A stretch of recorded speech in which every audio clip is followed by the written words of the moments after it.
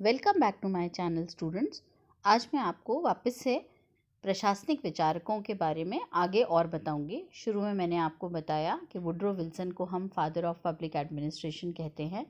उसके बाद मैंने आपको बताया कि F.W. टेलर ने उनको फादर ऑफ साइंटिफिक मैनेजमेंट बोलते हैं, क्योंकि उन्होंने प्रिंसिपल्स ऑफ साइंटिफिक मैनेजमेंट बताए और बताया कि किस तरह से प्रिंसिपल्स जो हैं वो हम अगर लागू करें किसी भी इंस्टीट्यूशन में या किसी भी ऑर्गेनाइजेशन में, तो हम टाइम और समय की बचत करके एफिशिएंसी को, प्रॉफिट को इंक्रीज़ कर सकते हैं। तो उसके बाद अब हम बात करेंगे हेनरी फेयोल की। हेनरी फेयोल जो हैं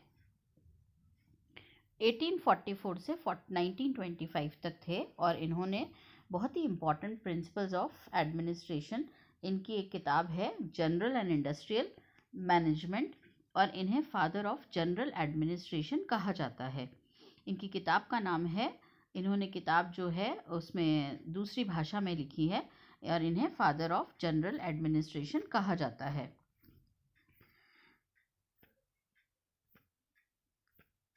सॉरी बच्चों, इसमें अच्छा ठीक हो गया। हेनरी फेयोल जो हैं वो इस्तांबुल में पैदा हुए थे और एक इंजीनियर की तरह काम करना इन्होंने फ्रांस में शुरू हुआ। इनकी जो किताब है उन्होंने 1916 के अंदर किताब करी और किताब के अंदर 14 प्रिंसिपल्स ऑफ मैनेजमेंट लिखे। और उनकी किताब जो थी वो पहले फ्रेंच में थी, जिसका नाम था जनरल एंड इंडस्ट्रियल मैनेजमेंट। और इन्होंने 6 फंक्शंस मैनेजमेंट के निकाले जो बहुत ही प्रसिद्ध हुए। तो फेयोल के 14 प्रिंसिपल्स ऑफ मैनेजमेंट हैं जिन्हें हम हर जगह हर किताबों में पढ़ सकते हैं। सबसे पहला प्रिंसिपल ऑफ मैनेजमेंट है इनका डिवीजन ऑफ वर्क। वो ये कहते हैं कि जितने भी इंस्टीट्यूट्स हैं, जितने भी फैक्ट्रीज़ हैं, जितने भी ऑर्गेनाइजेशन हैं, उसमें प्रॉपर वर्क का विभाजन होना चाहिए। उसे हम बोलते हैं डिवीजन ऑफ वर्क। फिर दूसरा है अथॉरिटी। अथॉरिटी का मतलब होता है सत्ता। तो जितने भी मैनेजर्स हैं उनको अथॉरिटी मिलनी चाहिए कि वह आदेश दे सकें और उन्हें अपने आप का, अपने दिमाग में अथॉरिटी के साथ साथ जो उसके साथ उत्तरदायित्व जुड़ा है उसके बारे में भी ध्यान रखना होगा।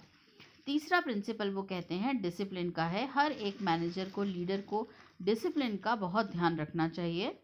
फिर यूनिटी ऑफ कमांड भी एक उनका प्रिंसिपल है। वो ये कहते हैं कि हर एक व्यक्ति को एक ही ऊपर वाले व्यक्ति से आदेश प्राप्त होना चाहिए। वो ये कहते हैं यूनिटी ऑफ डायरेक्शन एक अलग प्रिंसिपल है। वे कहते हैं कि जितने भी व्यक्ति एक संगठन में या एक ऑर्गेनाइजेशन में कार्यरत हैं उन सभी को एक ही डायरेक्शन में, एक ही तरह के आदेश जो हैं वो प्राप्त होने चाहिए, ताकि वह समन्वय के द्वारा सारे कार्यों का काम निष्ठापूर्वक कर सकें। इसके बाद उनका छठा प्रिंसिपल है subordination of individual interest to general interest. वो ये कहते हैं कि हमेशा जो देश का हित है या जो संगठन का हित है वो पहले आना चाहिए, बजाय कि खुद के इंटरेस्ट की। सॉरी बच्चों, इसमें कुछ टेक्निकल प्रॉब्लम है, बार बार ये जूम होता जा रहा है। तो subordination of individual interest to general interest यानी कि देश का हित जो है या जो पूरी संगठन का एज अ होल जो हित है वो हमेशा अपने इंडिविजुअल के हित से सर्वोपरि होना चाहिए। रेम्यूनरेशन का मतलब होता है कि किसी भी व्यक्ति को किसी भी कार्य के लिए रहेगा वह तब उस संगठन में तब कार्य करेगा जब उसके बदले में उसको जो सैलरी प्राप्त होती है, जो वेतन प्राप्त होता है या जो कॉम्पनसेशन उसे दिया जाता है उससे वह संतुष्ट हो। फिर आठवां उनका प्रिंसिपल जो है वो है सेंट्रलाइजेशन का। वो ये कहते हैं कि जितने भी एम्प्लॉयज़ हैं उनको हमें डिसीजन मेकिंग प्रोसेस के आसपास रखना चाहिए ताकि पूरा का पूरे इंस्टीट्यूट में एक बैलेंस प्राप्त हो। फिर वो ये कहते हैं हायरार्की सिस्टम होना चाहिए। स्केलर चेन का मतलब होता है हायरार्की का सिस्टम। इसका मतलब संगठन में सबसे ऊपर जो हैं वो सबसे उच्च अधिकारी, फिर निम्न अधिकारी, फिर और निम्न अधिकारी, इस तरह से एक चेन ऑफ कमांड होनी चाहिए कि कौन सा व्यक्ति किसका निर्देश प्राप्त करेगा।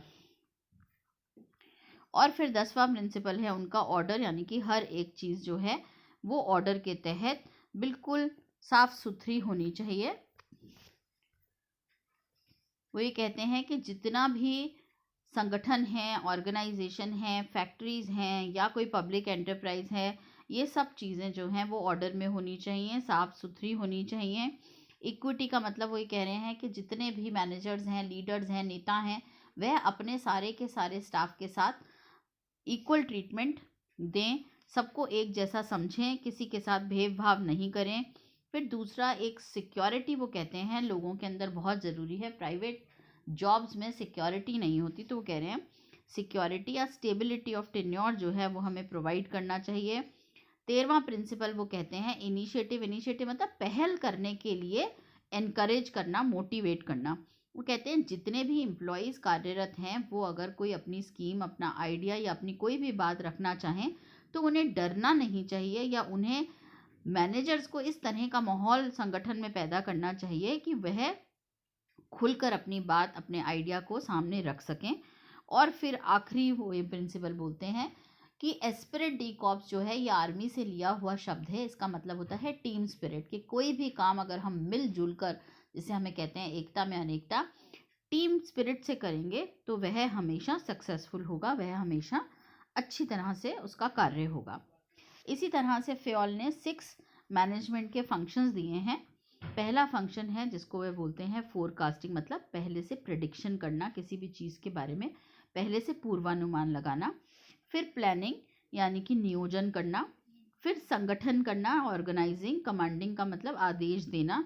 कोऑर्डिनेटिंग का मतलब होता है समन्वय स्थापित करना सारे कार्य में, और वो कार्य अच्छे से हो पाए तो उसके ऊपर कंट्रोल रखना। फ़ेओल एक बहुत ही बड़े थिंकर हुए और इनकी जनरल एंड इंडस्ट्रियल मैनेजमेंट बहुत ही फेमस किताब है, और इनके 14 प्रिंसिपल्स ऑफ मैनेजमेंट हैं जो बहुत ही फेमस हुए।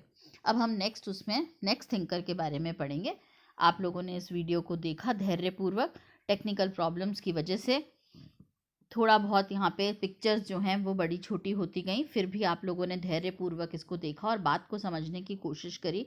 Thank you so much. तो मैं आपको उनको अगले वीडियो के अंदर बताऊंगी कि और दूसरे कौन कौन से थिंकर्स हैं जिनके बारे में हम और पढ़ेंगे।